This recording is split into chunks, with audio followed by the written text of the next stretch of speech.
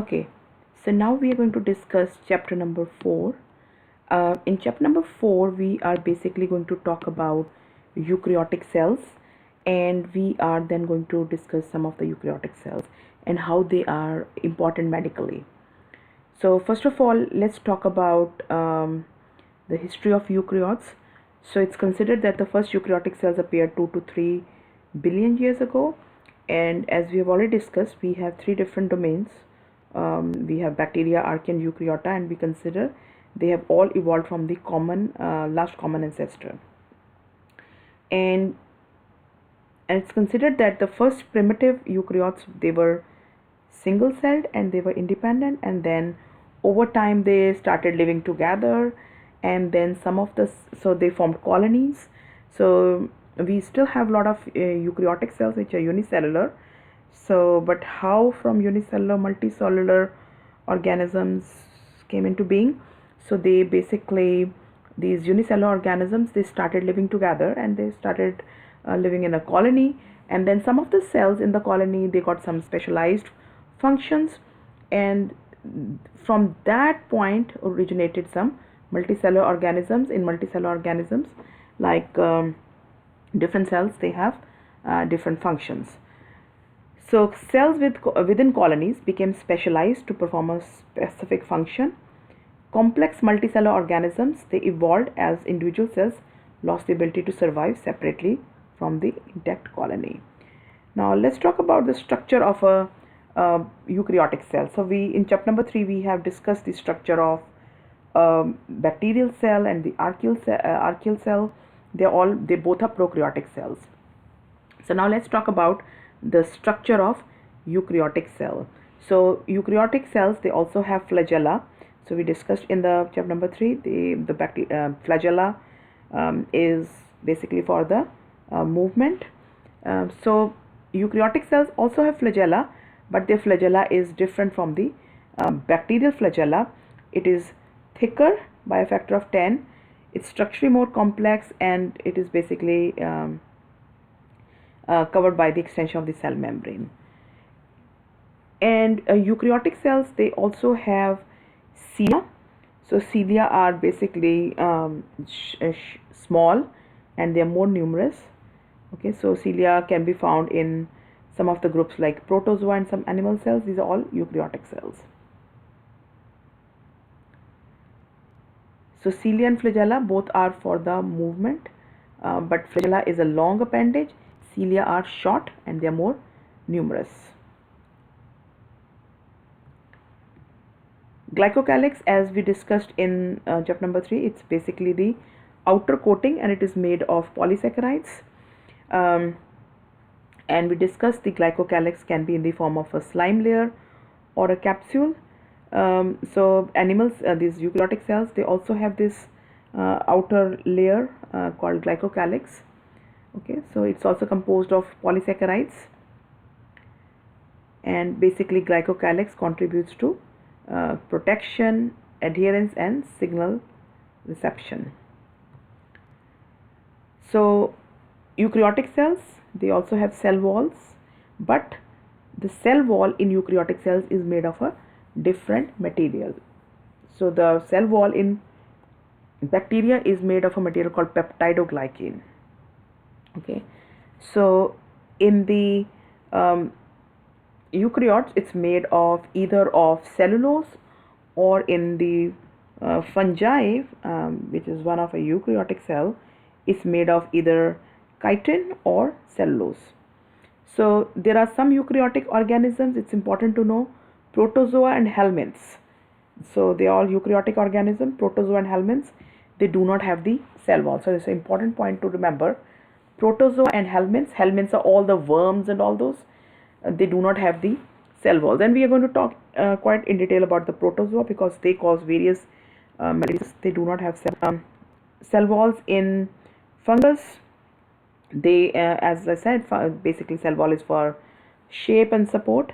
It is basically made of chitin and the cellulose. So in the fungus, there is thick inner layer which is made of chitin and cellulose, and they have thin outer layer which is made of mixed glycans. So like this is the cell wall of the fungus. Here you can see that this is the cell membrane and this is the cell wall. Okay, this is the cell wall in the fungal cells, and it is made of chitin, and this is the outer layer. So chitin, so the inner layer, so thick inner layer is made of chitin and cellulose. So this is what it is showing here. So this is the inner layer, this is made of chitin. So it's a kind of a slide which has nitrogen in it. Okay, and then this is the outer layer, this is made of glycans, and outside the cell wall there is a glycocalyx, which is the outer coating, which is made of polysaccharides. So polysaccharides are a kind of sugars, and glycans, they are also kind of sugars. Okay, eukaryotic cells, they have cell membrane, and cell membrane is made of a bilayer of phospholipids, and in this bilayer of phospholipids are embedded some proteins. And also in the cell membrane of the eukaryotic cells there are some special lipids which are called sterols. They are also there in the cell membrane, and they are performing a great function in the cell membrane of the eukaryotic cells.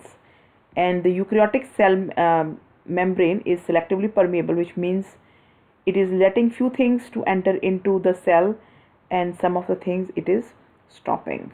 Okay,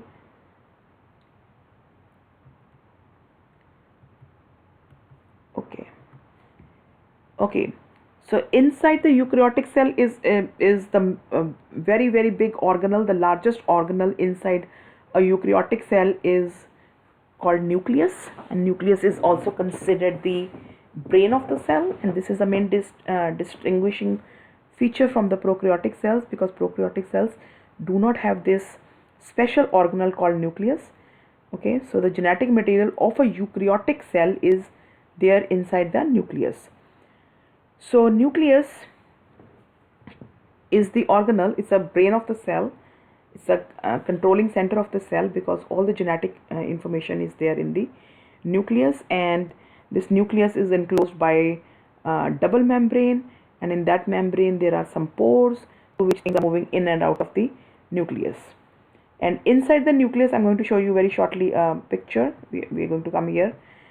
They have a region called nucleolus, and this is a region inside the nucleus which is responsible for making ribosomal RNA. Now if you remember, in chapter number 3 we talked about ribosomal RNA is one of the component of ribosome. So the synthesis of ribosomal RNA takes place inside the nucleolus.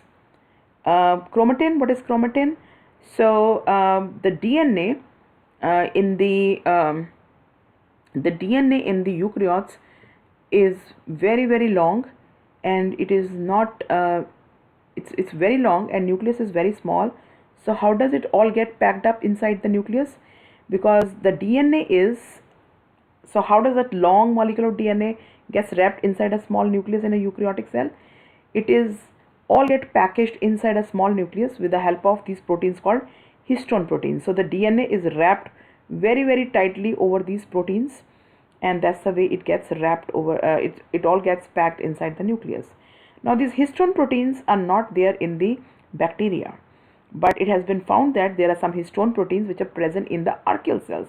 That is why archaea is considered, they have some characteristics similar to the eukaryotic cells. So what is chromatin? Chromatin is basically the DNA which is wrapped over the histone proteins. So you can see here, this is a structure of the nucleus. Okay, so this is the nucleus, and inside the nucleus this is nucleolus. Here the rRNA is made, and this is the membrane which is enclosing the nucleus. This is called nuclear envelope, and inside this nuclear, if you see here, there are some pores. Okay, and through these pores things are moving in and out of the nucleus. So now let's see here. So you can see here, this is inside the nucleus, this is nucleolus, this is a region inside. Okay, and this is the nuclear envelope which is bilayered, which is surrounding the nucleus, and inside in this nuclear envelope you can see there are some pores. Okay, here is one pore, this is another pore, this is another pore. This is another pore. And through these pores, so here they are more shown in details. These are the nuclear pores. Through these pores, things are moving in and out of the nucleus. And this nuclear envelope, it actually extends into the cytoplasm, and that is called endoplasmic reticulum. So endoplasmic reticulum is nothing but the extension of this nuclear envelope into the cytoplasm of the eukaryotic cell. So why it's called endoplasmic reticulum? Reticulum word means network, endo means inside, plasmic is from the membrane, okay, nuclear envelope. So this is the network of the membranes inside the eukaryotic cell. So the endoplasmic reticulum, which we just discussed, like endoplasmic reticulum is the extension of the nuclear membrane. It's all getting extended here. It's a network of membranes. This can be of two kinds. It can be rough ER or it can be smooth ER. Okay. Now, if this network has ribosomes embedded on it, then it is called rough ER. If there are no ribosomes embedded on it, then it's called smooth ER. The main function of rough endoplasmic reticulum is to make proteins because the ribosomes are embedded on this network of membranes. Smooth ER doesn't have the ribosomes on it. So ribosomes are considered the protein factories. So the main function of RER is to make proteins. Now smooth ER does not have ribosomes in it, so its function is to make some lipids. So you can see here, this is your you can see here, this is basically electron micrograph, which is a picture taken by electron microscope. This is the nucleus, and this is all getting this is all network of membranes. So you can see there are some ribosomes embedded on the ER. So that is, then it is called rough ER. Okay, so you can see here, this is the nucleus, this is your ER, this is all nuclear envelope, nuclear pores, and so this is basically, this is a ribosome here, this is a ribosome here, and this is your ER. So this is all rough ER, and they have shown you here in detail. So these are ribosomes. Ribosomes, as I just showed you in the chapter number 3, they are made of two components. They are made of proteins and they are made of ribosomal RNA, and they are made of two subunits. This is a smaller subunit, this is a larger subunit. So the ribosomes are different in prokaryotic cells and in the eukaryotic cells. The size of ribosomes in prokaryotic cells, which includes bacteria and archaea, is 70S, but in the eukaryotic cells it is 80S. So this is the larger subunit, this is smaller subunit, and the function of ribosomes is to make proteins, and they make proteins from mRNA. So this is the mRNA, and you can see this mRNA is being translated, and they are making these proteins. So just to show you here that the function of rough ER is to make proteins. Golgi apparatus. Golgi apparatus is basically it's also it's an organelle which is basically made of flattened disc-shaped sacs. They are also membranes, and we call them cisternae. I can show you here. So this is all your Golgi apparatus. Okay, so this is basically a stack of membranous sacs. You can see all these are all membranes. Okay, so this is a stack of membranous sacs, and we call them cisternae. So these are different cisternaes. Okay, the function of Golgi apparatus is like a post office. So what does the post office does? Post office gets all the letters from different places, right? And the function of post office is to sort the letters on the basis of the zip codes, and then they send to the destination. So the same function is of Golgi in the cell. Its function is to receive proteins, and it is going to receive the proteins which are made on the rough ER, and then it is going to modify those proteins further, and then it is going to sort the proteins, and then it is going to send to their destination. So that's the function of the Golgi apparatus. It's a site of protein modification and shipping, just like a post office. So in our eukaryotic cells, we have another organelle called lysosomes, And these are basically, what are these lysosomes? They are membranous sac structures. And what is the significance? They have some hydrolytic enzymes in them, and they can help in the digestion. So they can help in, if something is entering into the cell which is not good, so it can take care of something bad happening to your cell, something bad, some foreign invader entering into your cell. Lysosomes, because they have hydrolytic enzymes in them, they can chop the organism which is entering into the cell because of the presence of these hydrolytic enzymes in them. So lysosomes are considered basically a garbage disposal system in the cell, because anything which is not required in your cell, suppose some organelle is now old, is not functional, it's like a garbage in the cell. So your cell doesn't need that. Or if some virus is entering inside your cell, or something foreign invader is entering into your cell, they will be all taken care by the lysosomes. Then in our eukaryotic cells we have some vacuoles. Basically they are membrane sacs. They contain, they can store water, they can store some nutrients. That's the function of the vacuoles. So vacuoles are found in phagocytic cells. So in our like if we talk about humans, we have we have immune system, and in the immune system we have some cells which function in the process of phagocytosis. And what is phagocytosis? So if something is entering into your cells, these phagocytic cells, they can take care of those foreign invaders. So any foreign invader is going to enter into your cell as a, is going to form a vacuole. And even some of the food which is entering into your cells, they come inside the cell and form a food vacuole. So this is a very good picture to show you. So you can see here, this is a eukaryotic cell. Okay, it has all the organelles which we just discussed. This is the nucleus, mitochondria, which we're going to discuss shortly. This is the Golgi apparatus, and you can see this is a food particle entering into the cell. Okay, so it is this membrane, this plasma membrane, the cytoplasmic membrane. It is going to invaginate, and you can see that this food has entered inside the cell and has been enclosed by the membrane, and it now forms a food vacuole. Okay, now this food has to be digested, and how it's going to be digested? These lysosomes, they are going to fuse with the food vacuole. Okay, so you can see here, this is a food vacuole, this is a lysosome, and they will be fusing with this. Okay, and all the enzymes which is there in the lysosome, it is going to digest this food. Okay, the next very important organ is called mitochondria, and mitochondria is considered the powerhouse of the cell. Why it's called the powerhouse of the cell? Because it does not generate energy. It basically helps in the extraction of the energy from the food we have eaten. Okay, that's the function of mitochondria. So mitochondria's structure is like this.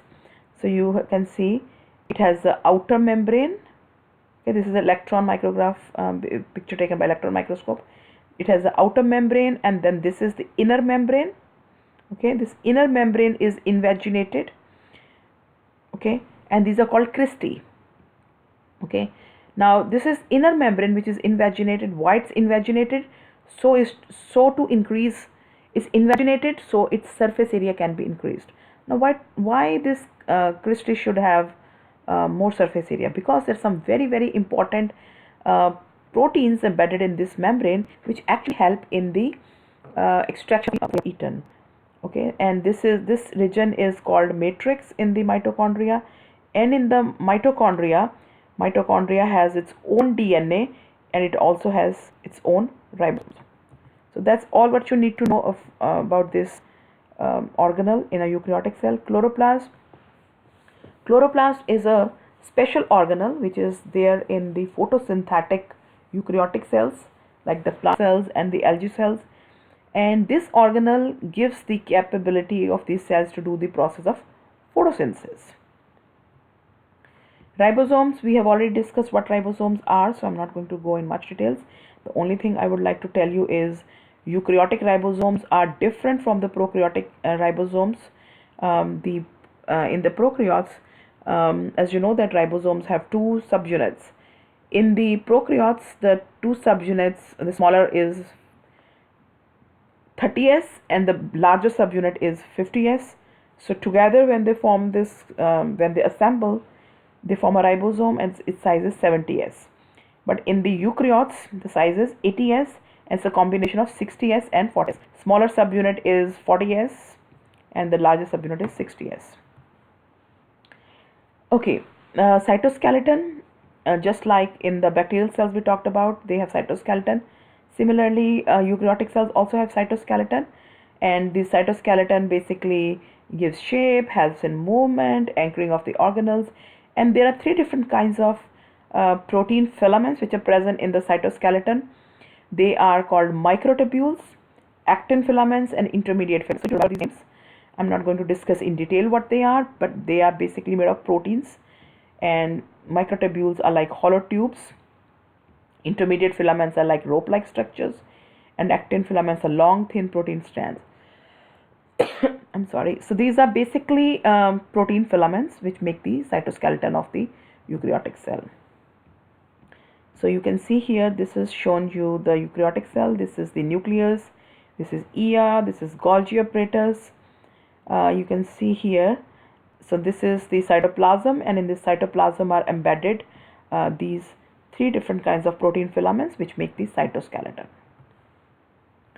Okay, now we're going to talk about some of the specific kinds of eukaryotic cells. A very important point to know here is we are animals. We belong to the kingdom Animalia. Humans belong to the kingdom Animalia, and our cells are animal cells, and animal cells are eukaryotic cells. Okay, so I'm going to talk about in detail about fungal cells and the protozoal cells and how they are medically important. But we need to know that human cells are animal cells and animal cells are eukaryotic cells. So in the fungal cells, if you know about yeast, which we use at home for making our breads and all that, so that is, its shape is round to oval. It has a round to oval shape, and they reproduce by the process of asexual reproduction, and they reproduce by budding. There are some different kinds of fungi. So yeast is fungal cell. There are some fungi, the different kinds of fungi. Some fungi are filamentous fungi, and they form a structure called hyphae. Now what is hyphae? They are long thread-like cells found in the bodies of the filamentous fungi. So the filamentous fungi, they form these kind of structures called hyphae. They are thread-like structures, and it has been found that these yeast cells, they actually reproduce by budding, and their cell shape is like round. Sometimes these chain of yeast cells, these yeast cells which are round, they form chain. So which means these round yeast cells, they attach to each other and form a chain, and they give appearance of a hyphae. Okay, they look like it's a hyphae, but it's actually not a hyphae. So that structure is called pseudo hyphae. Pseudo means false. So if they are basically round, they do not really make these structures, which is hyphal structure, but it gives an appearance like it's a hyphae, like this. You can see this is a yeast cell. They are round like these. Okay, so they reproduce by the process of budding. You can see how this is forming a bud, and if these buds, they stay together, okay, they form this structure called pseudo hyphae, which is not a hyphae, but it's a false hyphae. It gives the appearance of a hyphae. Okay, some fungal cells, they're dimorphic, which means they can take either shape. They can be round, or they can have they can also form a hyphal structure. It all depends on the growth conditions. So this is basically showing you the hyphal structure. Okay, some of the hyphae can be segmented, or some of them can be non-segmented. You can see this is a segmented hyphae. This is called septate hyphae, and this is septate hyphae. Okay, so this is septate. Let me zoom it and show you more clearly. Oh, sorry, I'm sorry. Let's go back. Okay. Okay, so this is basically showing you two different kinds of hyphae structures. So you can see how it is segmented. So this is septate hyphae. Example is penicillium. So it's a kind of a mold from which the very important antibiotic and the first antibiotic discovered is isolated or extracted, penicillium. So it has a septate hyphae. Now this is a non-septate, non-segmented. This is in the fungus called Rhizopus, which grows. It's a mold which grows on our breads. So it's a non-segmented hyphae. Okay. So fungus, there are around 300 species of the fungus which can cause diseases. Okay. So there are three different types of fungal disease in humans. They can be community acquired infections caused by environmental pathogens, or they can be there can be hospital associated infections, and also there can be opportunistic infections, which means sometimes some people whose immune system is weakened, they can be getting infected. Their immune system can be, like suppose in the case of somebody is suffering from AIDS because of the infection of HIV virus. So the immune system goes down because of the infection of this virus. Their immune system is weak, they can be invaded by various fungus, they can get fungal infections. Okay, here are some of the examples of the fungus which can cause some of the infections. As I just explained, harmless spores can cause opportunistic infections in AIDS patients. So basically it's a kind of opportunistic infection because AIDS people, their immune system is already immunocompromised, and then they get infected with secondary infections. So those secondary infections can be bacterial infections, or they can be fungal infections too. Okay, some of the fungal cell walls, so how fungus can cause various problems in people. So some of the fungal cell walls can give substances which can cause various kinds of allergies. Toxins produced by poisonous mushrooms can cause maybe some kind of a problem in the brain, neurological disturbances, and death. Now there is another fungus called Aspergillus flavus. It can produce a poison and can kill the animals. Okay, now we're going to talk about protozoa. Okay, protozoa also eukaryotic organisms. So zoa word comes from the animals, so they are considered. So the protozoa word comes from a Greek word which means the first animals. So there are around 12,000 species of the protozoa. So most are harmless, but some of them can cause infections to us. Okay, they are single cells. They contain all the organelles except chloroplast, because they are not involved in the process of photosynthesis. So the cytoplasm can be divided into two parts, ectoplasm and the endoplasm.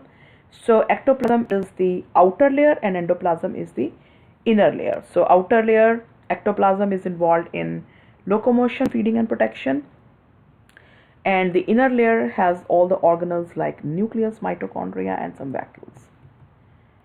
Okay, now something very important to know about these protozoa is they can move by the formation of pseudopods. So what is pseudopods? They are like the false foot. Okay, so their movement is through that's also called an amoeboid movement. It's basically they just make some changes in the cytoplasm, and as a result of that some part of the membrane just extends, and it looks like it's just like it's actually not a foot of this organism.